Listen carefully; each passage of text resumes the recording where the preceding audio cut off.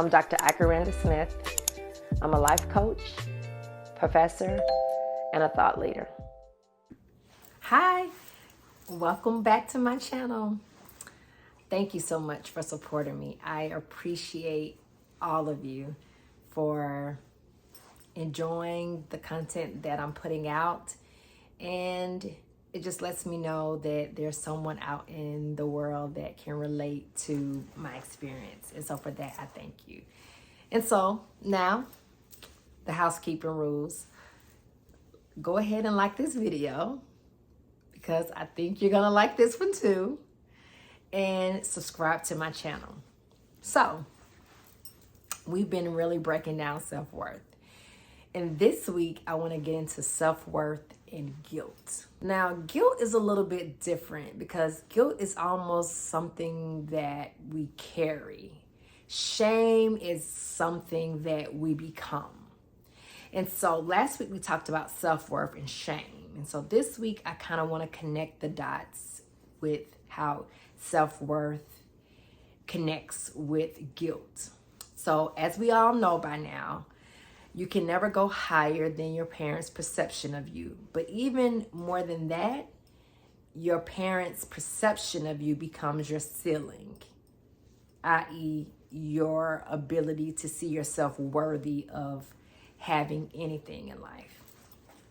So what I want you to know is that guilt is something you carry. And needless to say, I've had a season of my life where I carried the guilt of not feeling like I was worthy of anything good. And it was not even really because I hadn't witnessed good in my life. I had. But I had also made choices based on my shame, right? Connected to my self-worth. That in turn made me guilty. And I carried that guilt. When you carry guilt, it gets messy. And I'm going to tell you how. So, when you haven't realized you weren't loved the way you needed, you begin to show up as the thing that you subconsciously think about yourself. Follow me. So remember now, I said you become shame, but you carry guilt. So when I was carrying the guilt, I didn't recognize that the guilt that I was carrying was my mom's shame that she felt about me being queer, being outspoken, not being the child that she thought I should have been, which was a direct replica of what she had been for her mother. I carried that guilt. And when you haven't realized this part of your work that you need to do, then what happens is you focus more on the problem than the pain. And so if you're not careful, your pain can become a crutch. And it could be the thing that you act out in every single dynamic in order to get what you need from other spaces and places and people. That too can become another ceiling. And so for me, I focused on the power problem, and it means that I didn't want to acknowledge the pain. I was unwilling to, because guilt is heavy. You can carry guilt for years and not even know, oh, this is something I need to put down. So for me, I carried guilt for many years, and it manifested in how I looked at people and wanted what they had, but was unwilling to do what they did to get it. I never shall forget a friend of mine many years ago. She was a SVP. I was like enamored by the fact that she was so smart and so talented, not knowing all the work she did to get there. And so I was in a really bad way. Talk about carrying guilt, right? And my self-worth. And I never shall forget, like, I got an attitude with her one day, and I asked her, I was like, why is it that you never offer me a job? The audacity of me, right? This is how you know when you really are in your bag about not doing your work.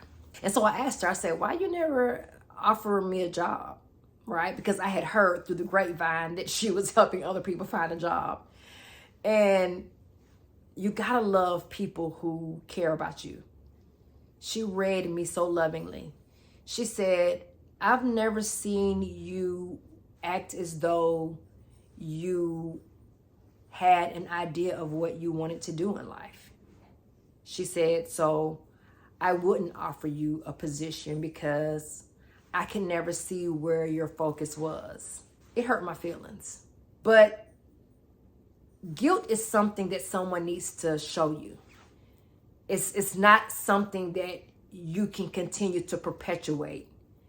Guilt, when you hit guilt and you start operating in it, eventually you're going to meet someone that is going to put it in your face and let you know, you're not going to make this about me.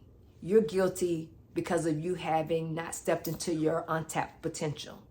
So the reason why I'm not offering you a job is because you haven't offered yourself an opportunity to step outside of feeling guilty and really doing the things you need to do so that no one has to offer you anything. It comes to you. And so at that moment, that was a moment of humble pie. And I'm grateful for it today. Hence, I'm telling you the story. And so what you feel or bothers you, it always needs to be addressed. And so oftentimes that manifests in how we envy other people, how we see people experiencing love, how we see people experiencing opportunities, and we begin to get that feeling of uncomfortability. We may even go and even try to even mimic it, because in our eyes, we'll say, if they can do it, I can do it too.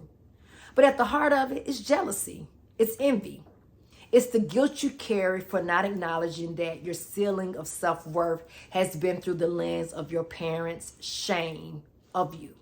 And so anytime your parent is ashamed of you being gay, shame of you being queer, shame of you being something that they didn't expect you to be, shame of you being too smart, shame of you being dark-skinned, light-skinned, shame of you being something that they didn't feel that was worthy of acknowledging, shame of being smart, shame of being outspoken, they'll project guilt on you and they'll make you feel bad about it. And so my mom did a great job of that, and I carried it well. And so I had to begin to look at the lens of which I saw people, because I saw my friend, but what I really was, I didn't see her. I saw her position.